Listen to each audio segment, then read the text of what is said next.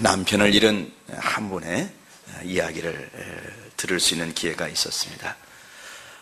그 남편은 자식을 위해서 정말 헌신하신 분이에요. 자식을 위해서 다른 아버지들 같으면은 은퇴를 충분히 하고도 넘을 그런 나이인데도 불구하고 한 10년간은, 제가 볼 때 한 10년은 더 수고하고 애쓰신 것 같아요. 그 직장에서 눈칫밥 보면서도 그 직장에서 얼마나 아주 사력을 다해서 그렇게 이 자신의 삶을 열심히 살았습니다. 그런데 그분의 이제 마지막 3개월을 보면은 얼마나 그 죽음이 얼마나 무서운가, 죽음이 얼마나 무서운가. 그 아내 보고 나 좀 살려달라고, 나 좀 살 수 있게 해달라고.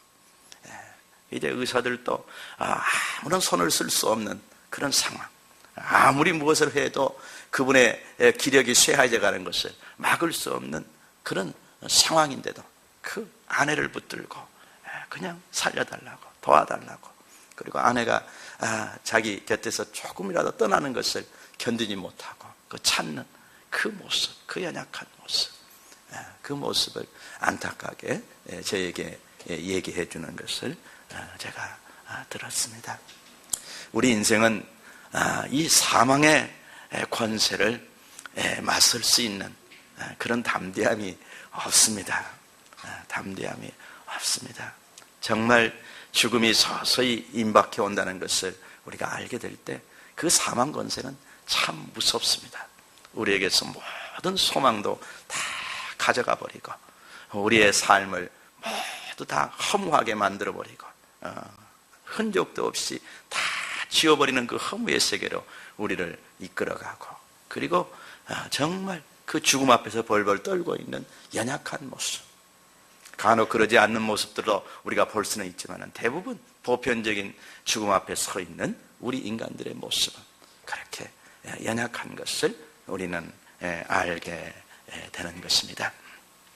그런데 오늘 말씀은 이 사망을 향해서, 사망아 너 이기는 것이 어딨냐, 사망아 너 쏘는 것이 어딨냐, 이 사망이 왕노릇하는 그 우리의 인생 가운데서 그 사망을 오히려 호통을 치고 사망을 내쫓고 그리고 생명이 왕노릇하게 하는 그 담대한 은혜의 세계가 있다는 사실을 오늘 말씀이 잘 나타내주고 있습니다. 우리는 은혜로 구원을 받았습니다. 여러분들은 은혜로 구원받습니다. 우리가 구원받을 만한, 구원이라는 선물을 받을 만한 공로가 우리에게는 없습니다.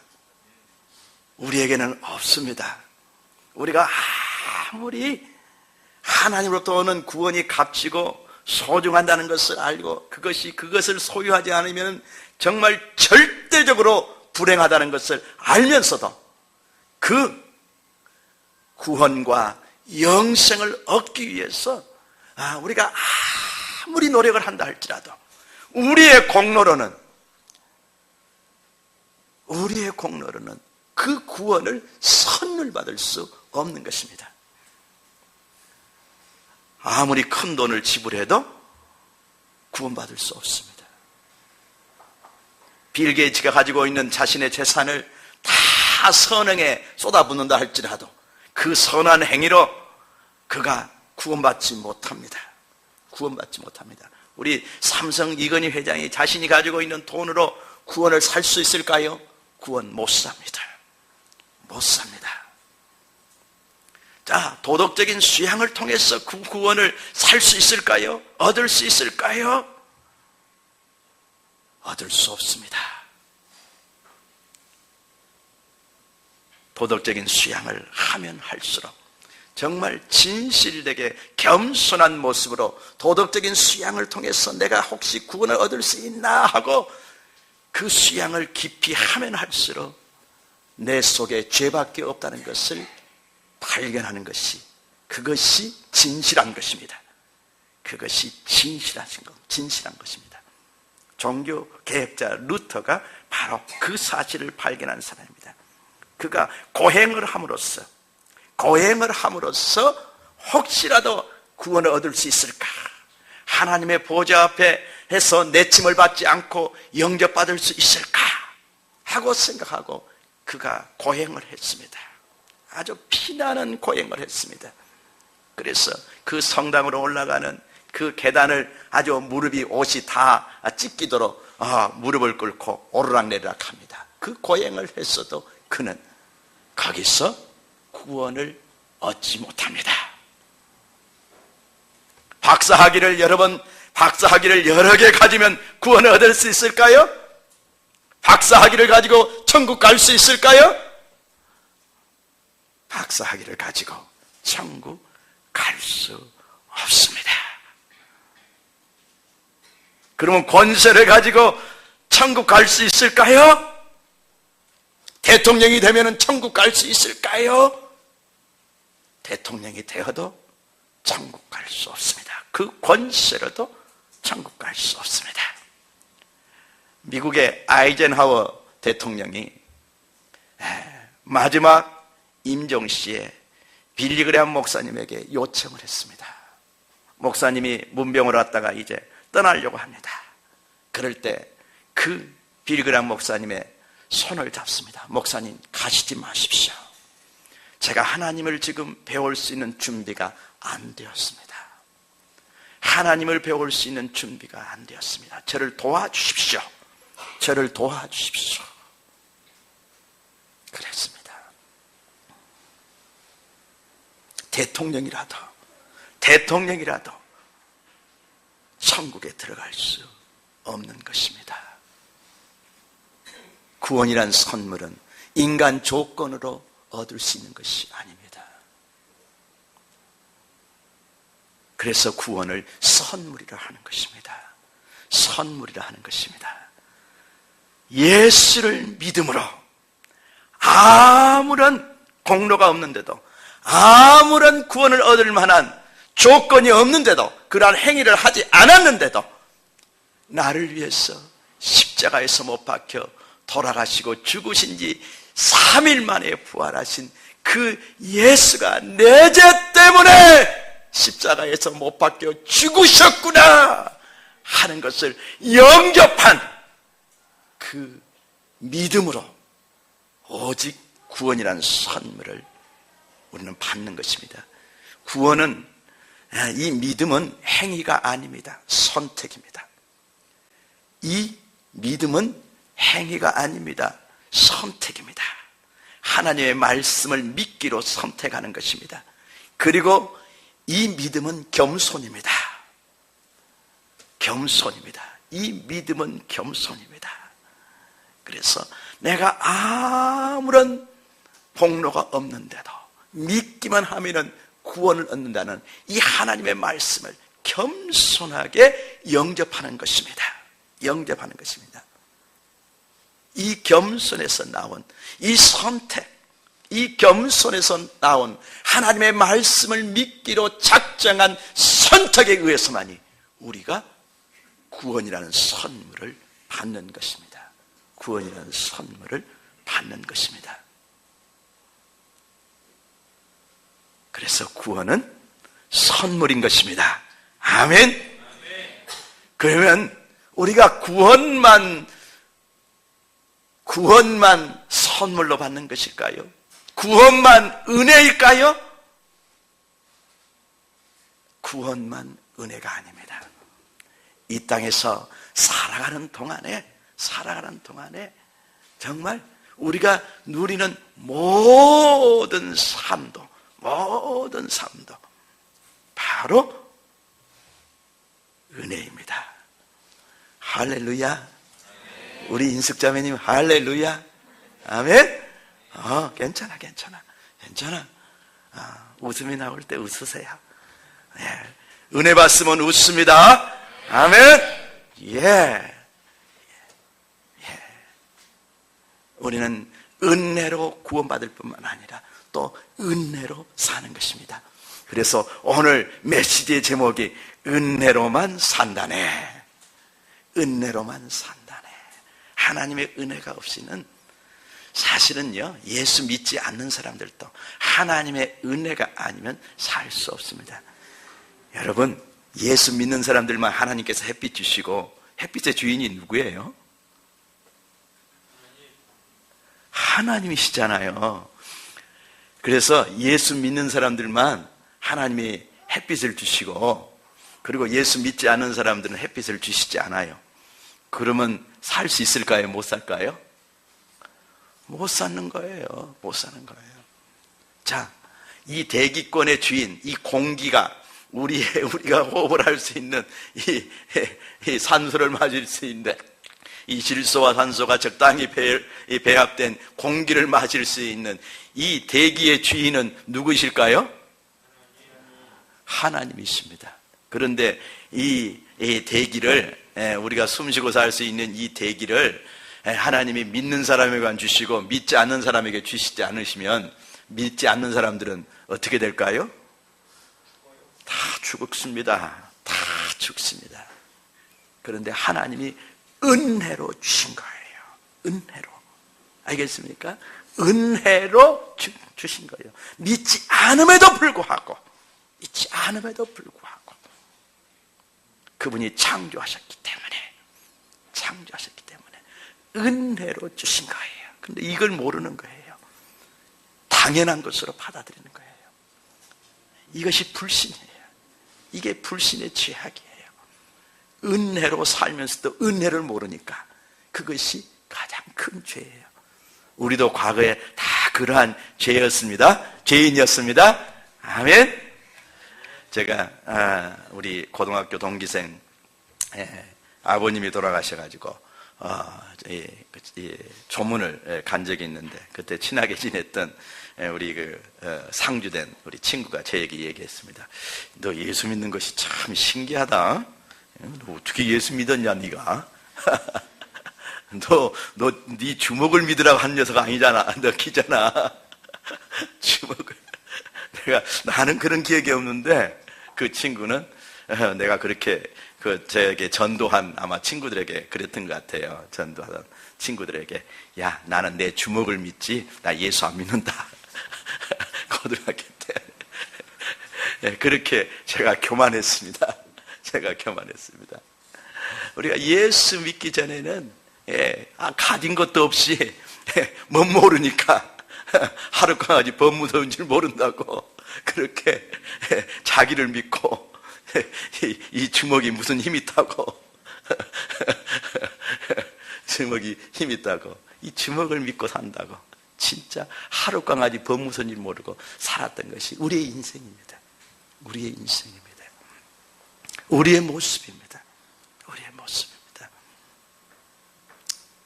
그것이 바로 정말 이 믿지 않고 살아가는 우리 인생들의 그 모습이에요. 그런데 실상은 어찌입니까? 다 은혜로 사신 거예요. 이 천지를 창조하신 하나님의 은혜로 우리가 지금 살고 있는 것입니다. 아멘.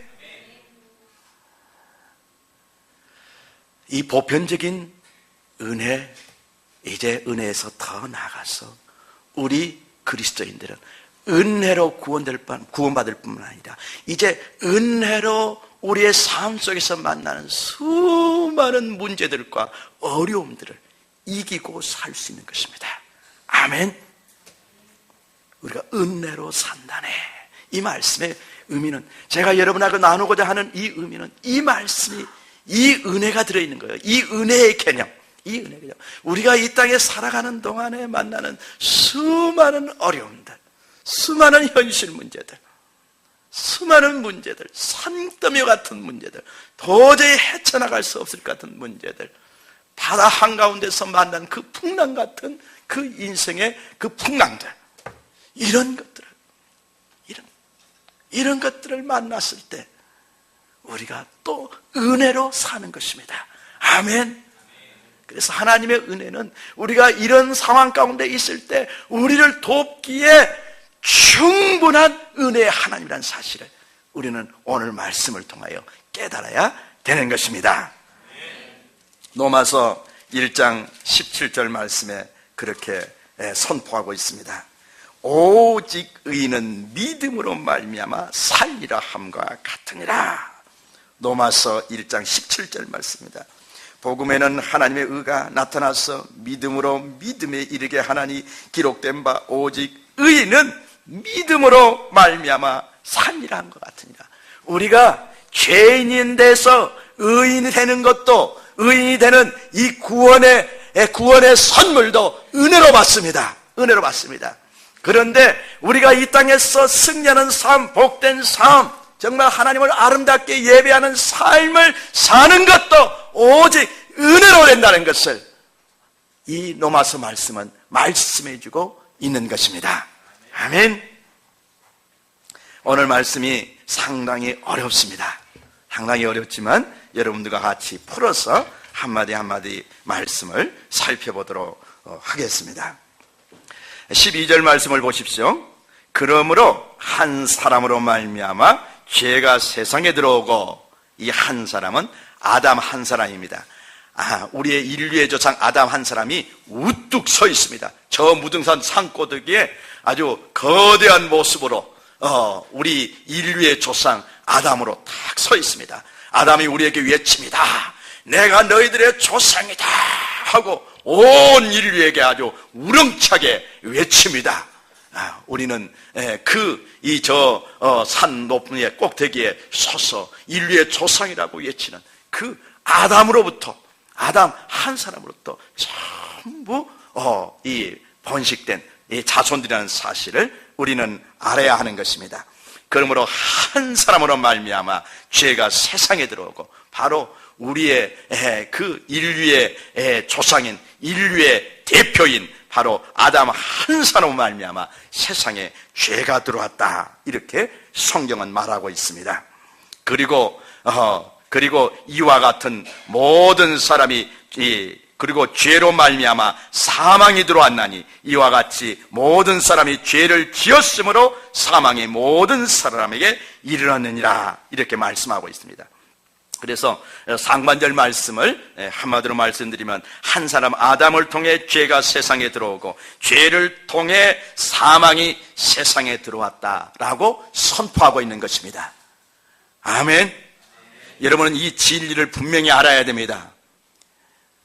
아담을 통해서 인류 가운데 죄가 들어오고 그 죄를 통하여서 사망이 왕노릇하는 세상이 되었다는 사실, 여러분에서 사망이 세력을 얻고 그렇게 다스리게 됐다는 사실을 우리가 이 말씀을 통해서 분명하게 알아야 하는 것입니다. 하반절 말씀에 보면은 이처럼 아담 안에서 모든 사람이 죄를 범하였으므로 사망이 또한 모든 사람에게 임하게 되었다. 아담 안에서 모든 사람이 죄를 범하였다. 아담이 한 사람이 범죄했는데 왜 우리까지 다 범죄했다고 합니까? 아담이 바로 인류의 대표자이기 때문에 그렇습니다. 인류의 대표자이기 때문에 그렇습니다. 우리는 성경에서 이스라엘 그 공동체를 하나님께서 다루실 때, 공동체의 죄 문제를 다룰 때 공동체 전체 차원에서 죄 문제를 다루는 것을 알 수가 있습니다. 아간이 이 여리고성을 정복할 때, 이제 시날산 외토하고 금덩어리를 숨깁니다. 이 죄악으로 인해서 하나님께서 이스라엘과 함께 하시지 않습니다. 그래서 아이성 전투에서 패배했을 때 이제 여호수아가 아주 이 죄를 뒤집어쓰고 회개하면서 하나님께 뜻을 구합니다. 하나님, 이 일이 도대체 어떻게 난 것입니까? 하루 종일 이렇게 무릎 꿇고 부르짖는 여호수아에게 하나님께서 말씀하십니다. 범죄한 자가 있느니라. 범죄한 자가 있느니라. 아간 한 사람의 죄를 이스라엘 공동체 전부의 죄로 하나님께서 여기시는 것입니다. 우리가 가족 공동체가 있습니다. 가족 공동체가 있습니다. 그리고 그 가족이 전체적으로 책임을 져야 될 상황이 있습니다. 그리고 그 전체적으로 책임진다는 것을 가장이 가족을 대표해서 계약을 맺을 수가 있습니다. 그랬을 때 그 계약을 어겼을 때는 어쩝니까? 그 가장이 대표성을 가지고 가족 전체를 대표해서 했기 때문에 그 가족 구성원 모두가 다 책임을 져야 하는 것입니다. 책임을 져야 하는 것입니다. 그와 같은 원리입니다. 제가 경제적으로 여유가 있었을 때 가장 먼저 한 일이 제 아버지 때부터 저희 가정에 들어온 그 빚을 갚는 일이었습니다. 사실 실정법적으로는 그 빚을 제가 갚을 필요는 없습니다. 아버지가 졌잖아요. 어머니 대에 졌잖아요. 우리 자식의 죄와 아무 상관없지 않습니까? 이렇게 털어볼 수도 있습니다. 그러나 그것이 옳은 것은 아닙니다. 옳은 것은 아닙니다. 왜요? 부모와 자식은 공동체로 묶어져 있기 때문에 그렇습니다. 아버지의 책임이 자녀들에게 책임이 되는 것입니다. 자녀의 책임이 되는 것입니다. 이것이 공동체적인 그런 개념입니다. 그래서 가족 공동체가 전체로 책임을 져야 하는 것입니다. 책임을 져야 하는 것입니다. 그래서 항상 제 마음속에 그 부담이 항상 있었습니다. 그래서 이 조금 여유가 생기자마자 그 빚을 갚는 것이 저에게 가장 큰 일이 되었던 그런 적이 있습니다. 바로 그와 같습니다. 아담 한 사람이 범죄했지만 그가 인류의 대표자이기 때문에 그가 범죄했을 때 죄가 그를 통해서 우리 인류 가운데 아주 홍수처럼 밀려 들어왔던 것입니다. 대표자의 자리에 있는 사람이 범죄한다는 것이 얼마나 무서운 일인지 알겠습니까? 얼마나 무서운 일인지 알겠습니까? 그 영향력이 얼마나 큰지 알겠습니까?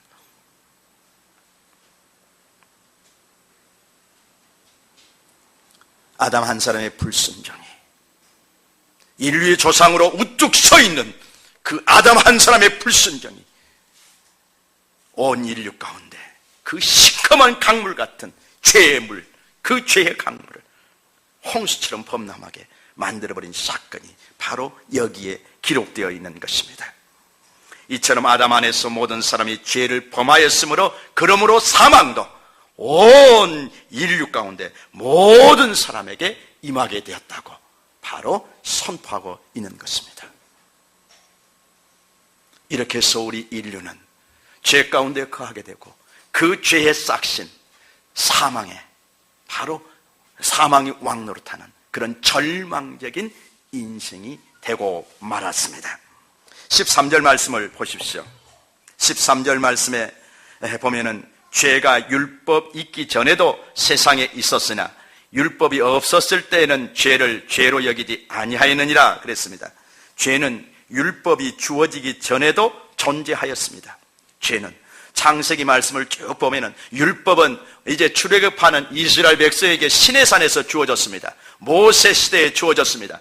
그러나 그 전에도 어쩝니까? 율법이 없을 때도 세상에는 죄가 있었습니다. 그래서 하나님께서 창세기에 그 죄가 관영한 것을 보시고 홍수 심판으로 인류를 멸하신 것을 볼 수가 있습니다. 그리고 홍수 심판 이후에도 소돔과 고모라의 그 죄악을 바로 유황불 심판으로 다루신 것을 우리는 볼 수가 있습니다. 볼 수가 있습니다. 죄가 분명하게 있었고 그리고 그 죄를 심판하시는 하나님의 심판도 있었던 것을 우리는 알 수가 있는 것입니다. 죄는 율법이 주어지기 전에도 존재하였다는 말씀이 바로 그렇습니다. 그러나 율법이 주어지기 전까지는 죄를 죄로 자각하지 못했다, 이렇게 말씀하고 있습니다. 법이 그래서 중요한 것입니다. 법이 그래서 중요한 것입니다. 이 하나님의 법은 모든 인류에게 적용되는 법입니다. 모든 국가마다 국가마다 모든 실정법이 있습니다. 이런 실정법들은 그들의 문화, 그들의 상황, 그들의 어떤 지역에 극한되어서 있지만은 이 하나님 앞에 하나님의 법은 모든 인류에게 적용이 되는 법입니다. 예수를 믿든 안 믿든, 그가 하나님을 인정하든 안 인정하든, 이 하나님의 말씀의 법은 모든 인류에게 적용이 되는 것입니다. 그래서 우리가 하나님의 말씀을 전해야 하는 것입니다. 당신은 죄인이라는 사실을 분명하게 증거해야 하는 것입니다. 회개하고 예수를 믿을 때 구원이 있다는 것을 우리가 온 인류 가운데 반드시 전해야 할 이유가 바로 거기에 있는 것입니다. 이 하나님의 법은 온 인류를 대상으로 하는 법이기 때문에 그런 것입니다. 그런데 하나님의 법인 율법이 이제 오게 되니까 바로 하나님 앞에서 우리가 모두가 범죄한 자이구나 하는 것이 다 자각이 되는 것입니다. 자각이 되는 것입니다. 이 율법이 없을 때는 우리가 죄를 죄로 여기지 않을 수가 있습니다. 우리는 물론 양심의 법이 있기 때문에 양심의 법에 의해서 우리가 죄가 죄일 것 같다, 도덕적인 죄, 이건 도덕적으로 안 돼, 이건 사회윤리적으로 안 돼, 이런 도덕의식을 가질 수도 있습니다. 윤리의식을 가질 수도 있습니다. 그러나 그것이 희미합니다. 명확하지 않습니다. 그 경계가 불확실합니다. 그러나 하나님의 법이 임하게 되면 어쩝니까? 그 죄의 경계선이 아주 명확하게 드러나게 되고, 그리고 어쩝니까? 죄를 자각하게 해주는 그런 기능을 하게 되는 것입니다. 13절 말씀이 바로 그 말씀인 것입니다. 14절 말씀을 보겠습니다. 그러나 아담으로부터 모세까지 아담의 범죄와 같은 죄를 짓지 아니한 자들까지도 사망이 왕노릇하였나니 아담은 오실자의 모형이라. 그러나 아담으로부터 모세까지 아담의 범죄와 같은 죄를 짓지 아니하였다, 이렇게 말씀하고 있습니다. 율법이 주어지기 전인 아담으로부터 모세 시대까지도 아담과 똑같은 죄를 짓지 아니하는 들 역시 사망의 지배를 받았다라고 말씀하고 있는 것입니다. 그리고 이제 아담은 인류의 대표성을 띈다는 의미에서 장차 오실 그리스도의 모형이다. 바로 장차 아담을 통해서는 이제 죄가 밀밀로 들어왔고 사망이 물밀로 들어왔지만은 이제 아담의 모형으로 오실 예수 그리스도, 한 사람의 순종의 사람 예수 그리스도를 통하여서는 바로 이제 은혜의 강물이 흘러들었다고, 죄사함의 은혜를 주시는 그 은혜의 강물이 흘러들어오고 생명의 강물이 흘러들어왔다고 지금 말씀하고자 원하는 것입니다. 그 다음에 그 말씀이 나오는 것입니다. 15절에 보면은 그러나 아담이 인류의 대표자라는 의미에서 그리스도의 모형이기는 하지만 그리스도가 주시는 선물은 아담의 범죄가 가져온 결과와 비교할 수 없이 큽니다. 그 은혜의 선물, 생명의 선물은 비교할 수 없이 크다라고 말씀하고 있는 것입니다. 아담이 범죄함으로 가져온 것은 무엇이었습니까? 바로 사망이었습니다. 그런데 그 사망을 다 치유하고도 남을 수 있는, 그 죽은 자들 다 살리기도 남을 수 있는 생명의 은혜가 바로 다시 오실, 장차 오실 예수 그리스도를 통하여서 우리 인류 가운데 넘치도록 흘러들어왔다고 지금 말씀하고 있는 것입니다. 즉 한 사람 아담의 범죄로 인해 많은 사람이 죽었으나 성부 하나님과 예수 그리스도의 은혜로 말미암아 많은 사람에게 생명이 넘쳐났습니다. 생명이 넘쳐났습니다 라고 말씀하고 있습니다. 우리가 갈보리 산 위에 서 있는 그 십자가, 예수님이 못 박혀 돌아가신 그 십자가를 믿음으로 바라볼 때 그 십자가에서 우리를 살리시는 그 생명의 강물이 강같이 흘러들어오는 것입니다. 강같이 흘러들어오는 것입니다. 여러분 마음속에 이 상상을 해보십시오. 이 상상을 해보십시오. 이것이 실제입니다. 이것이 영적인 실제입니다. 갈보리 산 위에 세워진 그 예수 그리스도가 내 죄 때문에 돌아가셔서 그 못 박혀 있는 그 십자가로부터 그 예수님을 우리가 구주로 영접하는 순간 그 십자가를 통하여서 나를 살리는 그 생명의 강물이 바로 강같이 흘러 들어오는 것입니다. 이것을 말씀하고 있는 것입니다. 그래서 많은 사람에게 생명이 넘쳐나느니라. 지금 이 순간에도 바로 갈보리 산 십자가에서는 생명의 강물이 온 인류를 살리시기 위해서 온 지구 가운데 아주 넘치도록 흐르고 있습니다. 다만 이 흐르는 강물을 믿음으로 받아 마시는 자만이 생명을 얻는 것입니다. 생명의 강물이 흐르고 있는데도 믿음으로 마시지 아니했기 때문에 우리가 죽어가고 있는 것입니다. 죽어가고 있는 것입니다. 이것을 말씀하고 있는 것입니다. 16절에 보면은 이 생명의 선물은 범죄한 한 사람으로 말미암는 것과 같지 않습니다. 이렇게 말하고 있습니다. 이 생명의 선물은 범죄한 한 사람으로 말미암은 것과 같지 않습니다. 이것은 이 아담의 얘기입니다. 아담으로 들어온 사망과 같지 않습니다. 라고 지금 말하고 있는 것입니다. 죄의 싹선 사망이라는 심판을 죄의 싹선 사망이라는 심판은 한 사람 아담으로 말미암아 인류를 죄인으로 정죄했지만 은혜는 인류의 그 많은 범죄에도 불구하고 의롭다함을 가져다 주었습니다. 이것이 16절 말씀입니다. 은혜는 인류의 그 많은 범죄에도 불구하고 의롭다함을 가져다 주었습니다. 우리가 예수를 믿는 순간 그 예수님의 십자가에서 흘러나오는 그 은혜의 죄사함을 주시는 그 은혜의 보혈이 우리를 의롭게 하기에 충분한 것입니다. 더 이상 이 보혈의 은혜 외에 더할 것이 없습니다. 이 보혈의 은혜 하나로 우리는 충분히 의롭다함을, 완전한 의롭다함을 받는 것입니다. 그러므로 한 사람 아담의 범죄로 말미암아 사망이 인류 가운데 왕노릇하였지만 이제는 은혜와 의의 선물을 넘치게 받는 자들이 한 분 예수 그리스도를 통하여 생명 안에서 더욱 왕노릇하게 되었습니다. 이것이 17절 말씀인 것입니다. 그러므로 한 사람 아담의 범죄로 말미암아 사망이 인류 가운데 왕노릇하였지만은 사망이 왕노릇했습니다.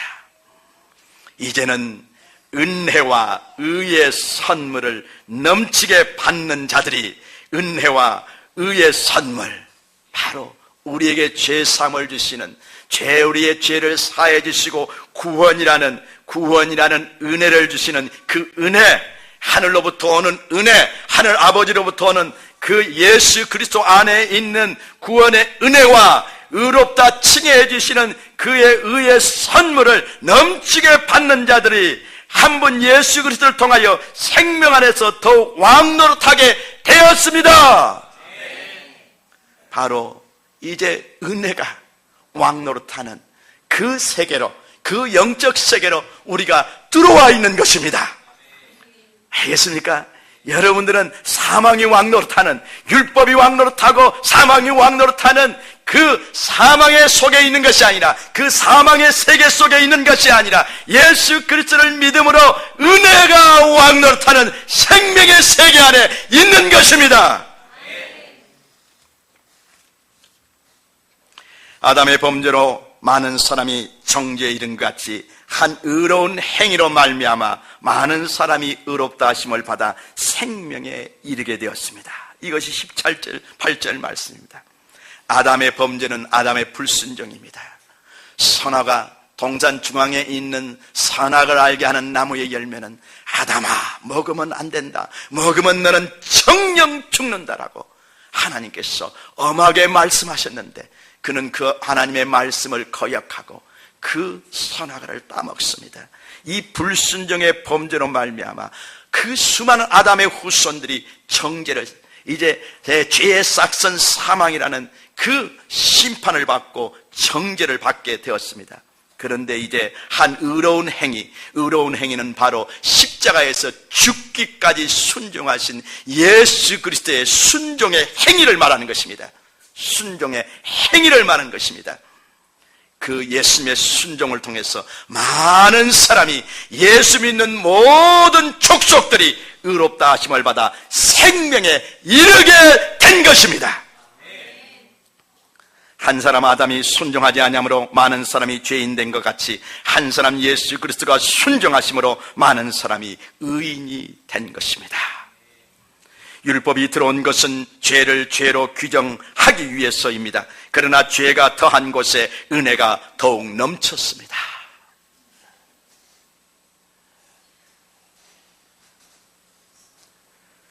율법이 들어온 것은 죄를 죄로 규정하기 위해서입니다.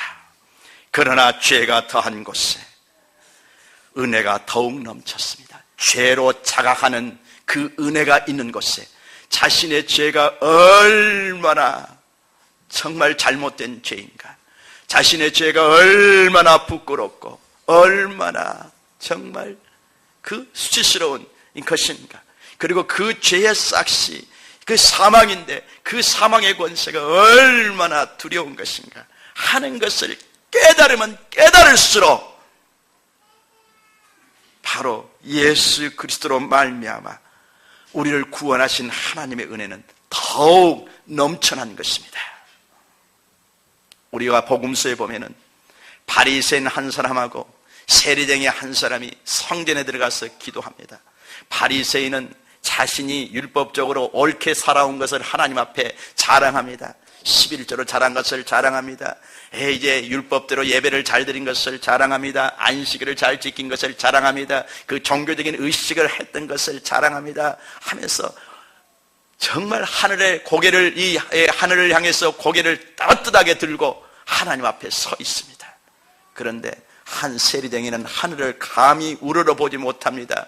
그리고 땅을 보고 가슴을 치면서 이래서 죄인이고 저래서 죄인이고 저는 정말 하나님의 은혜가 없이는 살 수 없는 죄인입니다 하면서 바로 그 성전에서 그렇게 기도를 합니다. 예수님께서 이 두 사람의 모습을 말씀해 주시고 누가 하나님 앞에서 의롭다함을 받겠느냐, 바로 세리쟁이라고 얘기합니다. 저 하늘을 우러러 볼 수 없는, 자신의 죄 때문에 거룩하신 하나님을 우러러 볼 수 없지 바로 회개하는 저 세리가 하늘에서는 옳다함을 받느니라 라고 말씀하시는 것입니다. 사랑하는 여러분, 죄를 자각하면 자각할수록 은혜가 넘치는 것입니다. 무슨 죄를 많이 지어서가 아니라 그 죄의 심각성, 그 죄로 말미암은 결과, 그 죄를 내가 더 많이 깨달으면 깨달을수록 그 죄에서 나를 구원해 주신 예수 그리스도의 은혜가 더 커지는 것입니다. 우리는 그런 은혜를 받아야 됩니다. 그런 은혜를 받아야 됩니다. 정말 회개의 은혜를 우리는 받아야 됩니다. 회개의 은혜가 클수록 나를 구원하신 하나님의 은혜가 커지는 것입니다. 그때 하나님을 사랑할 수 있는 것입니다. 사랑하는 여러분, 우리는 이 회개의 은혜를 받아야 됩니다. 회개할 줄 몰라, 회개할 줄 이제 모르는 사람이 돼버리면 우리가 바리새인같이 되는 겁니다. 정말 우리의 심령은 무뎌지는 것입니다. 하나님의 임재도 이제 정말 깊이 경험할 수 없는 것입니다.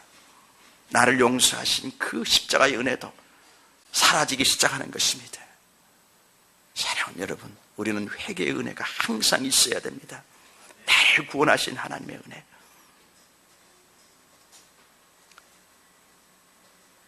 이 시간 죄가 더한 곳에 은혜가 더욱 넘쳤다는, 죄를 더 지으란 얘기가 아니라 죄를 자각하면 할수록 하나님의 은혜가 더 커진다는 것을 말씀하고 있는 것입니다. 아멘. 이는 결국 죄가 사망 안에서 왕노릇한 같이 은혜도 또한 믿음으로 얻는 의로 말미암아 왕노릇하여 우리 주 예수 그리스도로 말미암아 영생에 이르게 하기 위함입니다. 이렇게 말씀하고 있습니다. 죄가 사망 안에서 왕노릇했습니다.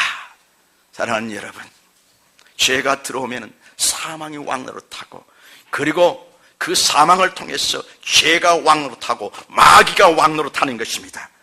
왕노릇하는 것입니다. 그래서 그 마귀가 우리를, 그 죄를 통해서, 사망과 죄를 통해서 우리를 지배하는 것입니다. 그리고 그의 노예로 끌고 다니는 것입니다. 사망이, 죄가 왕노릇하는 것은 우리가 죄의 노예된 상태에 있다는 것을 말합니다.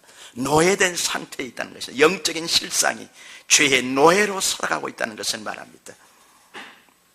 은혜도 또한 믿음으로 얻는 의로 말미암아 왕노릇하여 이제는 예수 그리스도 안에서, 예수 그리스도의 십자가를 통해서 우리에게 들어온, 우리에게 생명을 주신 그 구원의 은혜도 이제 왕노릇하여 영생에 이르게 한다라고 말씀하고 있습니다.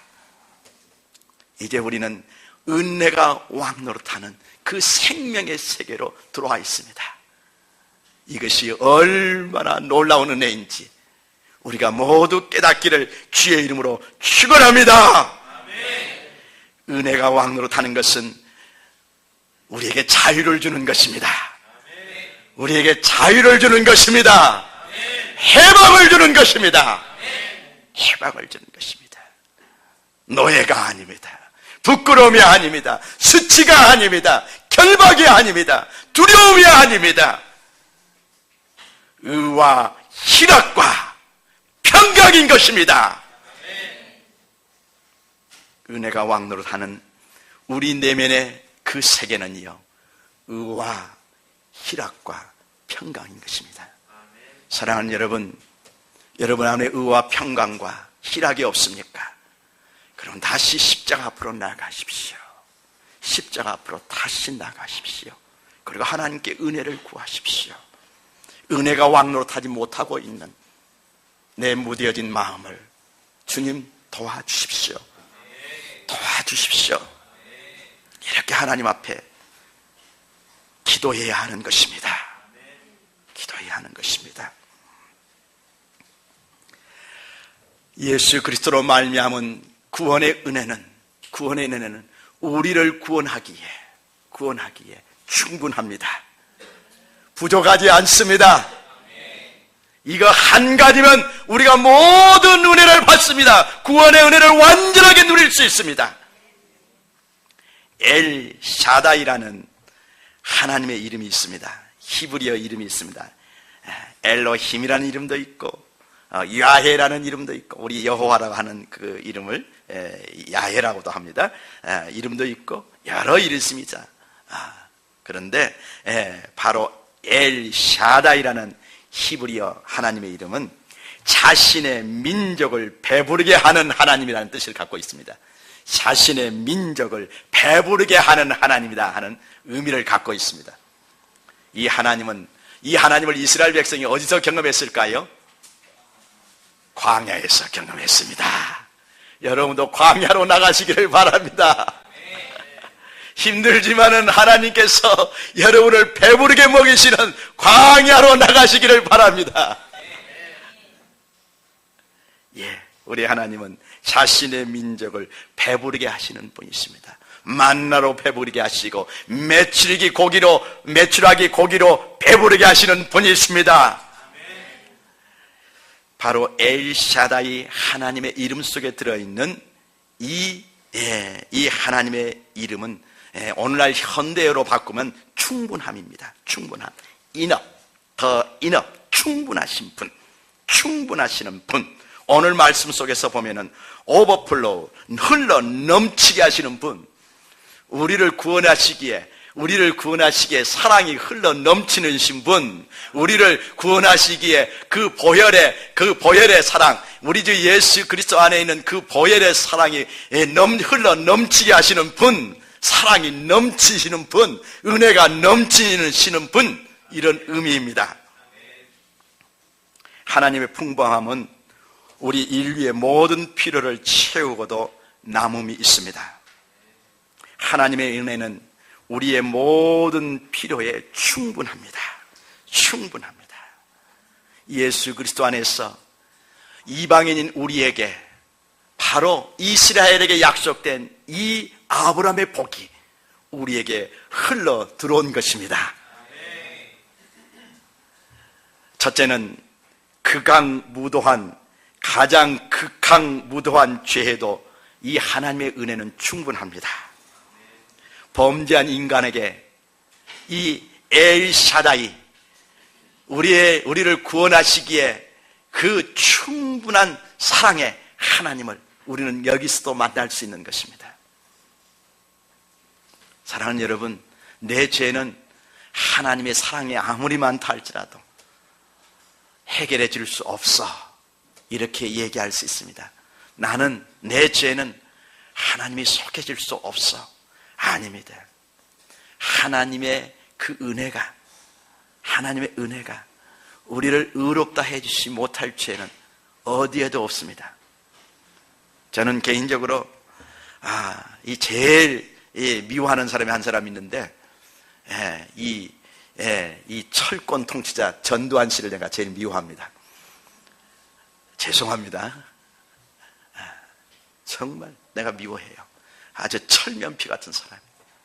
어떻게 얼굴이 저렇게 두꺼울 수가 있는가? 5.18만 되면 어떻게 살아나, 저 사람. 그 많은 사람을 희생시켜도 어떻게 저렇게 살아있을 수 있는가? 나는 그를 용서할 수 없지만 우리 하나님은 그런 자도 회개했을 때 용서하고도 남음이 있는 은혜 하나님이신 것입니다. 우리는 그것을 우리 인간의 시각으로는 그렇지만, 인간의 마음으로는 그렇지만, 우리 하나님은 저런 자도 용서해 주시는 하나님이신 것입니다. 국민일보를 통해서 노태우 대통령을 하나님께서 용서하셨다는 이 기사를 읽은 적이 있습니다. 얼마나 저런 것이 무슨 대통령이야. 정말 뇌물 대통령이래. 뇌물 대통령. 그런데도 어쩝니까? 그런 뇌물 대통령이라는 지탄을 받아 마땅한 그 대통령도 예수 그리스도의 십자가에서 흘리신 보혈은 용서하기에 충분한 것입니다. 아멘. 우리의 의로, 우리의 인간의 판단으로 하나님의 은혜를 우리가 판단하면 안 됩니다. 사람도 판단해서는 안 되지만, 그래서 우리가 그 사람들에게도 복음을 전해하는 것입니다. 전두환 대통령에도, 그 전 대통령에게도 우리가 복음을 전해서 당신 같은 죄도 우리가 정죄하는 마음으로가 아니라 정말 하나님의 사랑으로 나가서 회개할 수 있도록 돕고, 하나님의 은혜가 당신 같은 죄도 다, 당신이 저지른 모든 죄도 다 용서하셨다는 것을 우리가 전해야 하는 것입니다. 아멘. 북한을 다스려온 그 김일성 정권, 그 독재 가문, 그 가문도 하나님은 그들도 회개했을 때 하나님은 용서하시는 하나님이십니다. 용서하시는 하나님이십니다. 사단에게 장악되어 있는 그 권세와 그런 이제 이 통치 이 세계는 다 깨뜨려져야 되지만은, 그 김정은이라는 사람도 바로 정말 하나님 앞에서 구원을 받아야 할 불쌍한 영혼인 것입니다. 불쌍한 영혼인 것입니다. 하나님의 보혈은 용서 못할 자가 한 사람도 없고, 그런 못할 죄가 없습니다. 가장 극강무도한 죄도 하나님은 다 용서하시는 것입니다. 아멘. 그리고 이제 두 번째로 또한 하나님의 은혜는 우리를 이제 구원받게 하시는 은혜뿐만 아니라 일생 동안 하나님의 은혜를 덧입고 우리가 승리하는 삶을 살게 해주시는 것입니다. 우리 곁에는 우리가 살아가면서 부딪히는 수많은 문제와 어려움을 헤쳐나갈 수 있도록 하나님의 은혜가 우리를 돕기 위해 대기하고 있습니다. 여러분을 돕기 위해서 하나님의 은혜가 대기하고 있습니다. 사랑하는 여러분, 이 메시지에 귀를 기울이시기 바랍니다. 하나님의 은혜가 여러분을 돕기 위해 대기하고 있습니다. 저는 우리 주은이 할머니께서 이 자신의 안에 있는 이 대장암과 얼마나 치열하게 싸우고 있는 것을 보고 있습니다. 의학의 힘으로는 불가능합니다. 사람의 힘으로는 불가능합니다. 항암 치료를 아무리 해도 이 번져나가는 암세포를 막을 수가 없습니다. 뱃속으로 번지고 이제 폐까지 번지고, 폐에서 이제 조직 검사를 하기 위해서 그 기관지 내시경으로 이렇게 그 몽오리들을 제거해 보는데 몽오리가 너무 많으니까 너무 많으니까 어떻게 제거할지 손을 못 대고 끝마쳤습니다. 그런데 우리 이주은이 할머니 곁에는 누가 있다고요? 이주은이 할머니의 병 낫기를 위해서 이제 병남의 은혜를 주시기 위해서 하나님의 은혜가 대기하고 있는 것입니다. 아멘. 우리는 이제 이 기적을 향해서 나가야 합니다. 작년에는 우리 전호덕 성도님이 33일간의 그 중환자실에서 이제 걸어나가지 못할 것이라고 말하는 의사의 그 판단에도 불구하고 걸어 나오셔서 지금 이 자리에 계십니다. 우리는 전호덕 성도님을 볼 때마다 하나님의 기적을 지금 보고 있는 것입니다. 아멘. 다 못 산다는 그 우리 유진이 할머니가 지금 여기 살아계시는 겁니다. 올해는 이제 두 번째 기적으로 우리 주은이 할머니가 이제 대장암의 모든 권세에서 벗어나 생명의 은혜 가운데 건강하게 될 것을 믿습니다. 우리 기도합시다. 이제 우리 전 교인이 하나님 앞에 가서 이 은혜를 주은이 할머니에게 주시더라고 우리가 부르짖을 때 하나님은 이제 두 번째 정말 이 전무후무한 기적을 행하실 것입니다. 치유의 은혜가 바로 우리 곁에 대기하고 있는 것입니다. 우리를 부욕해 하시는 하나님의 은혜가 여러분 곁에 바로 대기하고 있는 것입니다. 하는 일마다 잘 안 되었던 그 여러분 곁에 형통케 하시는 하나님의 은혜가 대기해 있는 것입니다. 마음속으로 한 번도 그냥 온 마음으로 웃지 못했던, 행복할 수 없었던 여러분들 가운데 여러분을 행복하게 하시는 하나님의 은혜가 여러분 곁에 대기하고 있는 것입니다. 아브라함의 복이 여러분의 삶 속에 흘러 들어오도록 하나님의 은혜가, 예수 그리스도로 말미암은 하나님의 은혜가 여러분 곁에 대기하고 있는 것입니다. 우리가 이 땅에 살아가는 동안에도 때로는 고통을 당할 수 있습니다. 그러나 이 고통 중에도 그 고통을 이겨낼 수 있는 하나님의 은혜가 우리 곁에는 항상 대기에 있는 것입니다.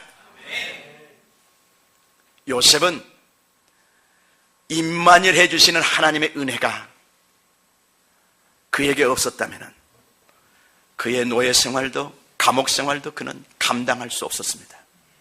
그러나 요셉이 가장 절망적인 순간에 하나님은 임마누엘의 은혜로 그 고통의 순간들을 요셉이 견뎌나갈 수 있도록, 승리해 나갈 수 있도록, 멋지게 승리해 갈 수 있도록 하나님의 그 임마누엘의 은혜가 함께했던 것을 우리는 알 수 있는 것입니다. 아멘. 바울에게도 육체의 가시가 있었습니다. 육체의 가시가 있었습니다. 3번 하나님께 구해서 이 육체의 가시가 너무도 그를 절망케 하고 사에게도 방해를 주기 때문에 그는 방해를 준다고 생각하기 때문에 그는 그걸 제거해달라고 하나님께 구했습니다. 그럴 때 주님께서 뭐라고 하십니까? 너에게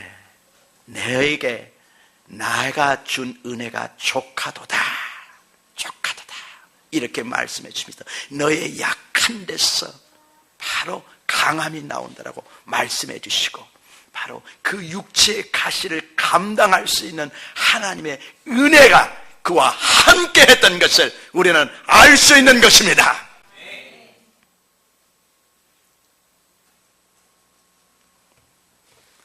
은혜는 우리의 모든 죄를 덮고 모든 종류의 고통에 대처할 수 있는 힘입니다. 그리고 이 은혜는 우리가 모든 어려움을 이겨나갈 수 있는 충분함입니다. 충분한 힘이요, 충분한 지혜요, 충분한 능력이 되는 것입니다. 그러면 어떻게 이 하나님의 은혜를 우리가 누릴 수 있습니까? 하나님의 은혜는 우리의 공로를 지불하지 않고 값없이 왔습니다. 값없이 왔기 때문에 싸구려 은혜일까요? 싸구려 은혜일까요? 여러분들이 영생, 구원과 영생을 얻었는데 싸구려로 얻었습니까? 공짜로 얻었으니까 그것이 싸구려입니까? 싸구려가 아닙니다. 하나님의 아들 예수 그리스도가 십자가에서 생명을 내어준 그 대가가 치러졌습니다. 성부 하나님께서 당신의 아들을 십자가에 내어준, 아들을 내어준 그 대가가 치러졌습니다. 대가가 치러졌습니다. 그래서 세상의 그 어떤 것으로도 값을 치를 수 없는 대가가 치러졌습니다. 그러므로 가장 값진 이 하나님의 은혜는 가장 값진 대가가 치러지고 우리에게는 그냥 값없이 주어진 것입니다. 아멘. 이것을 우리는 진실로 알아야 됩니다. 그래서 이 하나님의 은혜를 정말 소중히 여길 줄 알아야 됩니다. 어떻게 하나님의 은혜를 누릴 수 있을까요? 우리가 첫째는 회개를 통해서입니다. 사랑하는 여러분, 하나님의 이 충분한 구원의 은혜, 영생을 이 땅에서도 정말 충만하게 누릴 수 있는 이 은혜는 회개를 통해서 옵니다. 여러분들 안에는 하나님의 임재를 사모하는 갈망들이 있습니다. 하나님의 얼굴을, 우리 주님의 얼굴을 갈망하는 그 갈망들이 있습니다. 이 갈망이 여러분의 영적 세계 가운데서 실제가 되기 위해서는 여러분들이 그만큼 거룩해져야 됩니다. 예수님의 보혈의 은혜로 말미암아 더 거룩해져야 됩니다. 그런데 어떻게 우리가 거룩해질 수 있습니까? 어떻게 주님의 거룩하심에 이룰 수 있습니까? 하나님의 그 임재의 영광을 어떻게 막다뜨릴 수 있습니까? 그것은 회개를 통해서입니다. 회개는 우리가 치러야 될 대가입니다. 물론 회개라는 것은 우리의 행위의 어떤 이 회개라는 것은 이것은 공로는 아닙니다. 회개는 정말 우리의 겸손한 표현입니다. 아까 믿음도 선택이요, 바로 겸손함이라고 그랬는데 이 회개도 마찬가지입니다. 이 은혜의 통로로, 정말 이 은혜를 위한 그 은혜가 들어오는 통로로 우리가 나아갈 때 우리가 선택해야 될, 겸손함으로 선택해야 될 그 선택입니다. 하나님, 내가 죄인인 것을 깨닫게 해주십시오. 정말 제 무뎌진 마음을 불쌍히 여겨주십시오. 세상과 주님과 사이에서 양다리를 거치고 살아가고 있는 제 이 모습을 불쌍히 여겨주십시오. 당신을 온전히 신뢰하지 못하고 여전히 나를 신뢰하고 눈에 보이는 세상 것을 신뢰하면서 살아가고 세상 사는 사람들과 똑같이 세상적인 그런 이런 삶의 방식으로 살아가고 있는 저를 불쌍히 여겨주십시오. 당신을 온전히 사랑하지 못하고 당신을 온전히 의뢰하지 못하고 당신을 온전히 순종하지 못하고 살아가는 저를 불쌍히 여겨주십시오. 우리가 이 회개의 은혜를 우리가 구해야 됩니다. 회개의 모형은 우리는 다윗을 통해서 잘 알 수 있습니다. 다윗이 어떻게 회개했는가, 침상을 어떻게 적시면서 회개했는가. 시편 32편, 시편 51편 말씀을 여러분 보십시오. 그가 하나님으로부터 용서받기까지, 그의 죄를 하나님이 다 가리워지시기까지 그가 어떻게 처절한 모습으로 그의 죄를 가지고 가슴을 찢으면서 나갔는지 여러분들은 모범을 삼으시길 바랍니다. 그래서 이 회개의 은혜를 구하십시오. 회개를 통해서만이 우리는 온전한 구원의 은혜를 우리가 맛볼 수 있습니다. 정말 갈보리 산 위에 세워진 그 십자가를 통해서 나에게 흘러 들어오는 그 정말 강물처럼 흘러 들어오는 그 죄사함의 은혜를 주시는 그 사랑을 경험할 수 있습니다. 존 웨슬리는 반드시 그가 설교할 때 두 가지 원칙이 있습니다. 그는 먼저 법에 대해서 말합니다. 그래서 우리가 어떤 죄인인가 하는 것을 먼저 얘기합니다. 어떤 죄인인가 하는 것을 얘기합니다. 사랑하는 여러분, 그는 이렇게 먼저 말합니다. 제가 먼저 법에 대해서 말하겠습니다. 하나님의 법은 여러분에 대해서 이렇게 말하고 있습니다. 우리는 이 법대로, 이 발대로 판단을 받을 때 우리는 모두 죽을 수밖에 없습니다. 버림받을 수밖에 없고 죽을 수밖에 없습니다. 그러나 이제 우리에게 이 죽을 수밖에, 버림받고 죽을 수밖에 없는 우리가 영접받고 생명을 얻는 세계가 있습니다. 이제 은혜에 대해서 얘기하겠습니다. 존 웨슬리는 반드시 법에 대해서 얘기하고, 그리고 그 다음에 은혜에 대해서 얘기했습니다. 왜요? 이성적으로, 그냥 이성적인 영역에서 하나님의 복음에 대해서 이해하고 회개에 대해서 이해하고 하는 사람들은요, 이 하나님의 은혜를 대단히 오용을 합니다. 오용을 합니다. 죄에 대해서 그래서 아주 대단히 오해를 합니다. 죄를 지어도 괜찮겠지, 언젠가는 하나님이 용서해 준다고 그랬잖아.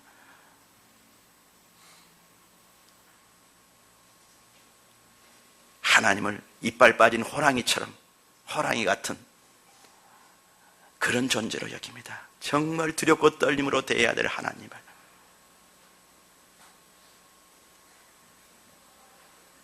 회개는 그런 것이 아닙니다. 죄를 떠나는 것입니다. 사랑하는 여러분, 회개는 정말 죄를 떠나는 것입니다. 사랑하는 여러분, 회개는 죄를 떠나는 것입니다. 우리가 연약해서 또 범죄할 수는 있습니다. 그러나 그때마다 우리는 처절하게 죄와 싸워서 또 죄를 떠나가야 하는 것입니다. 떠나갈 수 있는 것입니다.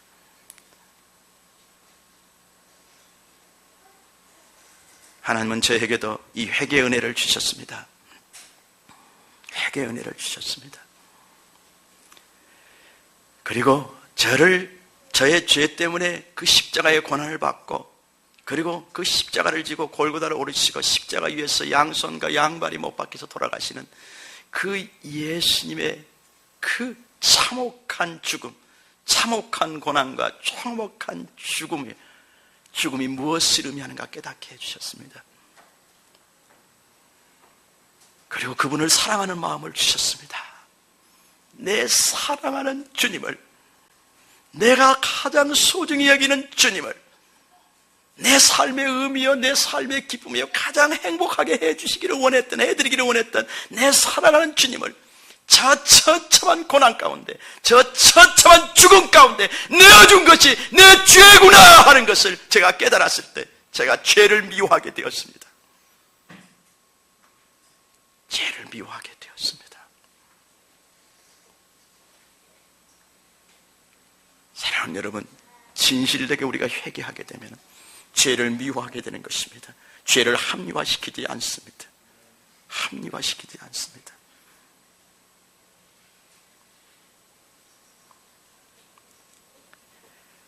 우리에게 구원을 가져다주는 이 충분한 구원의 은혜를 우리가 이 땅에서도 충만히 누리고 영생에 대한 확신을 더 깊이 가져가기 위해서는 우리가 회개라는 대가를 치러야 마땅한 것입니다. 두 번째는 순종을 통해서입니다. 어떻게 하나님의 이 충분한 은혜를 우리가 누릴 수 있습니까? 순종을 통해서입니다. 순종을 통해서입니다. 아브라함의 복은 순종하는 자에게 흘러들어오는 것입니다. 물론 때로는 하나님께서 내가 이렇게 너를 사랑한다 하는 것을 알려주시기 위해서 아주 초보적인 신앙일 때에 우리에게 우리의 그런 불순종함에도 불구하고 은혜를 베푸는, 눈에 보이는 현실적인 어떤 상황 속에서 우리에게 은혜를 베푸는 경우가 있습니다. 하나님의 선하심과 인자하심을 경험토록 하시기 위해서 그렇게 하시는 경우가 있습니다. 그러나 우리가 이제 장성한 대로 나아갔을 때는 이제 우리는 순종을 보여야 됩니다. 순종이야말로 바로 단단한 음식을 씹는 그런 성인이 되어가는 것입니다. 젖 먹는 아이가 아니라 이제는 하나님의 말씀을 내가 순종하기 어려운 말씀이라도 마음으로 받았어. 이제 그 자기 일을 부인하고 내가 제야 십자가를 마땅히 지고 주님 가신 그 순종의 길을 따라가는 그런 단단한 음식을 먹는 것 같은 그런 삶을 우리가 마땅히 살아야 됩니다. 그런 자에게 하나님께서 바로 아브라함의 복이 흘러들어오도록 하여 주시는 것입니다. 저는 우리 주은이 할머니가 순종을 하나님께 100% 보이셨는데, 저는 제 개인적으로는 우리 주은이 할머니가 반드시 나음받으라고 믿습니다. 그러냐면 우리 40일 특세를 통해서 열심히 우리 기적을 달라고 기도했습니다.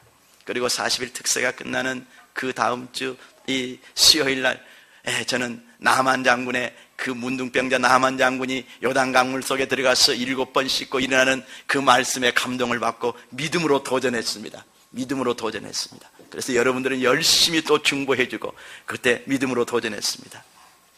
저는 그 자리에서 암덩어리가 이제 밖으로 떨어져 나올 것을 기대했습니다. 그리고 주은이 할머니 안수기도 한번 해드리고, 하나님 화장실 가서 또 나오나 한번 보세요.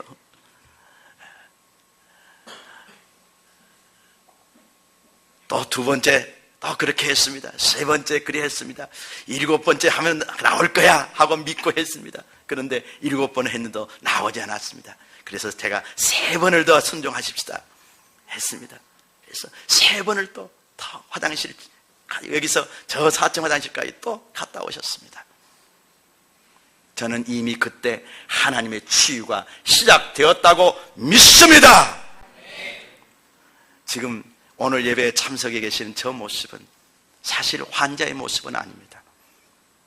이미 만약 하나님께서 개입하지 않으셨다 그러면 우리 주 할머니는 지금 이 자리에 예배를 드리고 있을 수 있는 사람이 아닙니다. 저는 그때부터 하나님께서 치유가 시작됐구나.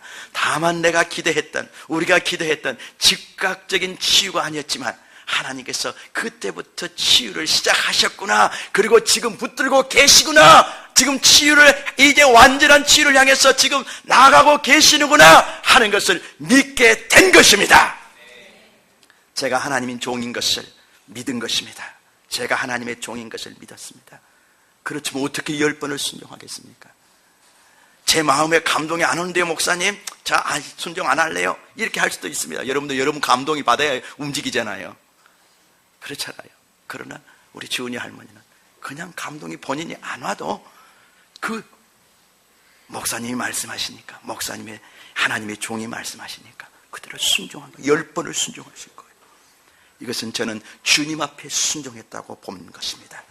저한테 순종한 것이 아닙니다. 바로 주님께 순종한 것입니다. 그럼 어쩌습니까? 즐겨 순종하면 땅에서 아름다운 소산을 먹으리라. 즐겨 10번을 순종하셨습니다. 건강이라는 예수 그리스도의 찢기신 살과 보혈로, 채찍에 맞으심으로 찢기신 살과 보혈이 능력이 되어서, 은혜가 되어서 치유하심으로 누리는 그 아름다운 건강을 소산으로 먹으실 것입니다. 순종하십시오.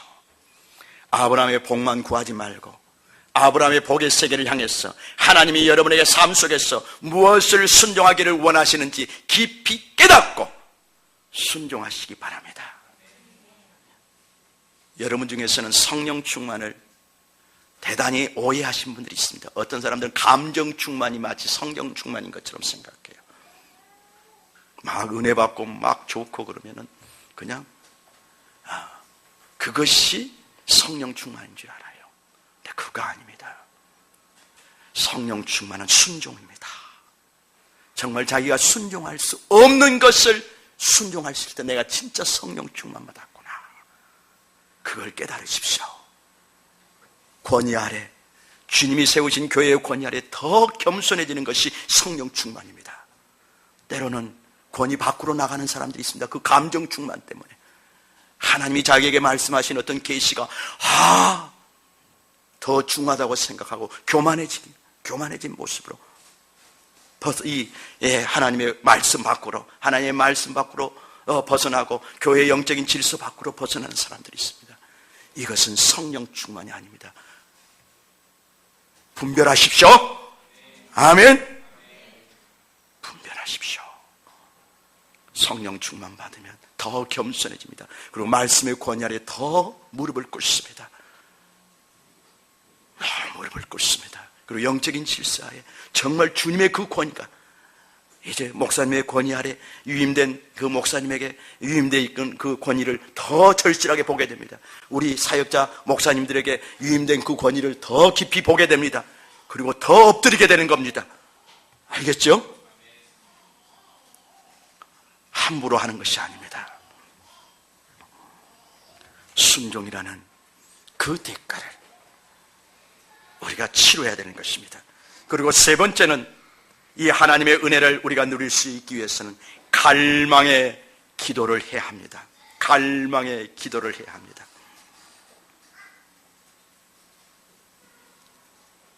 존 플래처라는 존 웨슬리의 친구가 있습니다. 존 웨슬리의 동역자가 됐던 그 친구가 있었습니다.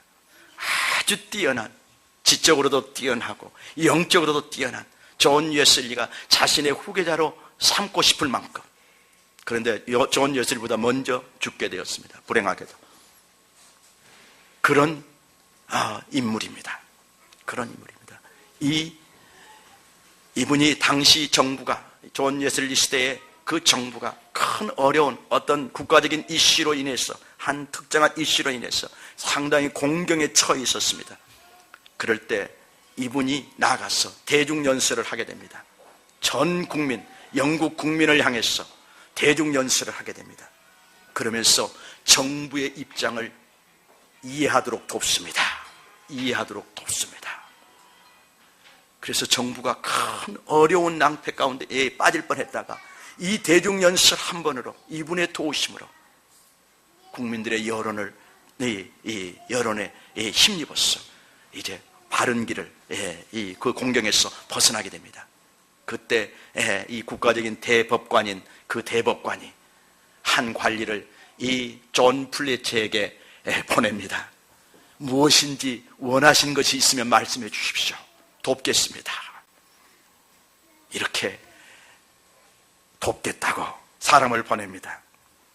이때 존 플래처가 이렇게 얘기합니다. 정말 감사합니다. 그러나 나는 더 많은 하나님의 은혜 외에는 아무것도 필요하지 않습니다.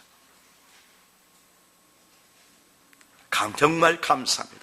그러나 나는 더 많은 하나님의 은혜 외에는 아무것도 필요하지 않습니다. 그는 세상 것을 구하지 않았습니다. 저는 하나님의 은혜가 더 필요할 뿐입니다. 저를 긍휼히 여겨주시는 하나님의 은혜가 더 필요할 뿐입니다. 저를 도우시는 하나님의 은혜, 위로부터는 은혜가 필요할 뿐입니다. 이 얘기를 들은 한 관리가 그 대법관에게 가서 보고합니다. 그 사람은 어떤 것도 필요 없다고 하셨습니다. 그의 마음을 끌만한 것이 우리에게는 없습니다. 그 사람은 단지 더 많은 하나님의 은혜가 필요하다고 합니다. 그렇게 보고를 했습니다. 우리는 하나님의 은혜를 구해야 됩니다. 날마다 우리를 돕기 위해서 우리 옆에 대기 상태로 있는 이 성령 하나님의 임재의 은혜, 성령님이 우리 곁에 와 계시는 것은 바로 충분한 하나님의 은혜입니다. 보혜사 성령님을 우리에게 보내주신 것은 하나님의 우리를 돕기 위해서 하나님이 대기하신, 하나님의 대기 상태에 있는 그 하나님의 은혜입니다. 이 은혜 위에 아무것도 우리에게 필요치 않습니다. 사랑하는 여러분, 돈도 사실은요, 우리에게 그렇게 중요하지 않습니다. 여러분, 돈 이제 좀 가질 만큼 가진 사람들에게 물어보십시오. 돈이 행복하게 해주세요?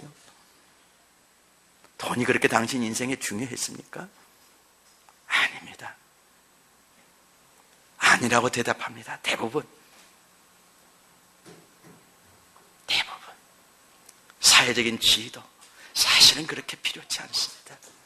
사회적인 지위도 필요치 않습니다. 많은 교육? 그것도 사실은 필요치 않습니다. 우리 성경의 수많은 인물들 보십시오. 그들에게 돈이 그렇게 중요한 것은 아니었습니다. 사회적인 지위가 중요한 것도 아니었습니다. 많은 교육도 그렇게 중요하지 않은 것이었습니다. 그리고 다양한 부류의 그 친구들, 인맥, 이것도 그렇게 중요한 것이 아니었습니다. 하나님의 은혜가 함께하면 그들에게 충분했습니다. 하나님의 은혜가 충분하면 그들에게 이것이 충분한 것입니다. 저는 우리 내걸선 교사님과 같이 이렇게 가까이서 사역을 해보니까 너무 좋은 것이 많아요. 이야, 진짜 은혜 가운데 사는 우리 사역자구나. 정말 은혜 가운데 하나님의 은혜가 함께하는 우리 사역자구나. 그래서 하나님께서 우리에게 그걸 우리에게 보여주시려고, 아브라함아, 너도 저렇게 은혜 가운데 살아보도록 해라. 이제 너 그만 의지하지 말고 네 머리 좀 그만 굴리고 네 가진 것 좀 그만 의지하고 하나님의 은혜만 구하고 살아가는 우리 내걸선 교사님 좀 너 본받아라. 그러게 보내신 것 같아요.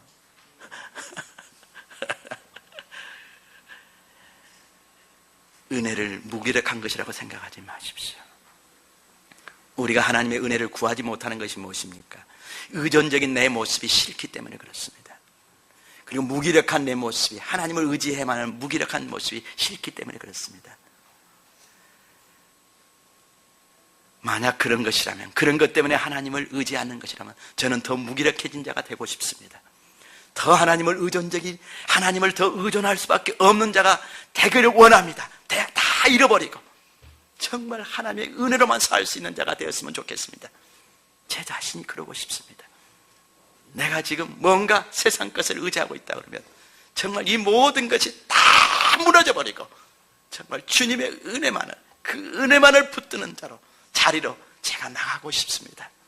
나가고 싶습니다. 사랑하는 여러분, 사실은 이 은혜가 우리에게 중요한 것입니다. 여러분 가운데는 이 은혜를 지금 맛보고 계신 분들이 계십니다. 이 은혜, 하나님 은혜가 너무 좋습니다. 당신의 이 은혜가 너무 좋습니다. 당신이 함께해 주신 은혜가 너무 좋습니다. 당신이 작지만 당신이 내 곁에서 이렇게 도와주는 은혜가 너무 좋습니다. 너무 좋습니다. 이런 은혜 속에 살고 계시는 분들도 있습니다. 사랑하는 여러분, 우리에게 필요한 것은 하나님의 은혜인 것입니다. 아멘. 죽어서 천국에 간 한 남자 얘기가 있습니다. 유해경에 기록된 얘기입니다. 천국의 거룩한 도시에 들어갔습니다. 천국에 이제 천사들의 이끌림을 받아서 천국에 있는 거룩한 도시를 여행을 하게 됩니다. 그런데 그곳에 창고처럼 보이는 창문 하나 없는 이상한 건물을 발견하게 됩니다. 천사에게 요청을 합니다. 그것을 들어갈 수 없나요? 그것을 구경할 수 없나요? 보여주세요. 그래서 천사가 이 문을 열고 보여줍니다. 바닥에서부터 천장까지 차곡차곡 쌓인 선반들만이 가득했습니다. 그리고 각각의 선반에는 수십만 개의 상자가 진열되어 있었습니다. 그리고 각 상자 표면에는 이름표가 붙어 있었습니다. 본인의 이름표가 붙은 상자를 찾아서 열어보도록 그 천사가 안내를 했습니다. 그런데 그 상자 속에는 자신이 세상에 사는 동안에 하나님께서 그에게 주시고 싶어 하셨던 모든 목록들이 다 기록이 되어 있었습니다. 그 목록표가 그 상자 안에 들어 있었습니다. 그런데 그는 천국에 가서 깨달았습니다. 단 한 번도 하나님이 주시기를 원했던 그것을 요청한 것이 한 번도 없었다는 것. 그래서 한 번도 받지 못했던 것을 그가 깨닫게 됩니다. 사랑하는 여러분, 성경 말씀이 얘기하고 있습니다. 이 이야기가 말한 것이 아니라 성경 말씀이 얘기하고 있습니다. 너희가 얻지 못하면 구하지 아니하며, 너희가 얻지 못하면 구하지 아니하며, 여러분이 구하지 아니하기 때문에 얻지 못했다고 말씀하고 있습니다. 구하라 그리하면 주실 것이요, 찾으라 그리하면 찾을 것이요, 문을 두드리라 그리하면 열릴 것이니라. 천국에서, 이 땅에서 여러분이 필요로 하는 것을 은혜로 주시고자, 은혜로 주시고자, 은혜로 주시고자 하나님이 대기시켜놓은 수많은 그 은혜의 선물이 있는 것입니다. 근데 우리가 구하지 아니함으로 우리가 받지 못하고 있는 것입니다. 아멘. 이제부터 은혜를 갈망하십시오. 내 있는 모습 그대로를 가지고 나가서 구하십시오. 여러분의 자녀를 위해서는 정말 하나님 잘 믿는 은혜를 구하십시오. 하나님의 잘 믿는 은혜를 구하십시오. 첫째가, 공부 잘하는 은혜가 첫째가 아니라, 세상에서 성공케 하는 것이 첫째가 아니라, 정말 잘 하나님을 경외하고 하나님을 사랑하는 그런 믿음의 아이가 되어달라고 그렇게 기도하십시오. 그렇게 기도하십시오. 정말 죄를 깨닫고 회개할 수 있도록 도와달라고, 회개할 수 있는 은혜를 달라고 그렇게 기도하십시오. 그렇게 기도하십시오. 구원의 은혜, 그 구원의 은혜를 달라고, 살아난 자들에게 구원의 은혜를 달라고 그렇게 기도하십시오. 그리고 더 나아가서는 이제 이 땅에서도 하나님을 영화롭게 해드리기 위해서, 하나님의 나라와 하나님의 뜻을 이루어드리기 위해서 하나님 탁월한 존재들이 되게 하여 주십시오. 꼬리가 아니라 머리가 되게 하여 주시고, 밑에 있는 자들이 아니라 위에 있는 자들이 되게 하여 주시옵시고, 성경에 약속하신 그 약속들을 담대히 믿음으로 구하십시오. 순종한 자들에게 약속하신 하나님의 계명을 존중하고 그 계명을 따르는 자들에게 약속하신 아브라함의 축복의 세계를 담대하게 구하십시오. 지혜가 부족하거든 후회 주시고 꾸짖지 아니하는 하나님께 구하라. 그리하면 주시리라. 주시리라.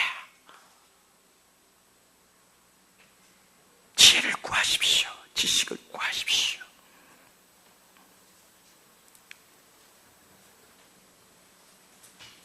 갈망의 기도를 통해서 우리는 하나님의 은혜, 우리 곁에 대기 상태에 있는 하나님의 은혜를 우리 것으로 누릴 수 있는 것입니다. 아멘. 우리는 은혜로 사는 존재들입니다. 사랑하는 성도 여러분, 구원도 은혜로 우리는 얻었습니다.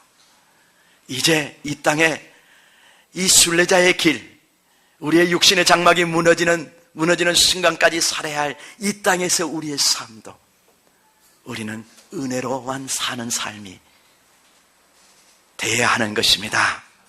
아멘. 예, 다시 한번, 의인은 오직 믿음으로 말미암아 살리라는 말씀을 붙들고 이제 은혜로만 사는 삶 속으로 우리 모두가 들어갈 수 있기를 주의 이름으로 축원합니다. 우리 17절 말씀 읽고 마치겠습니다.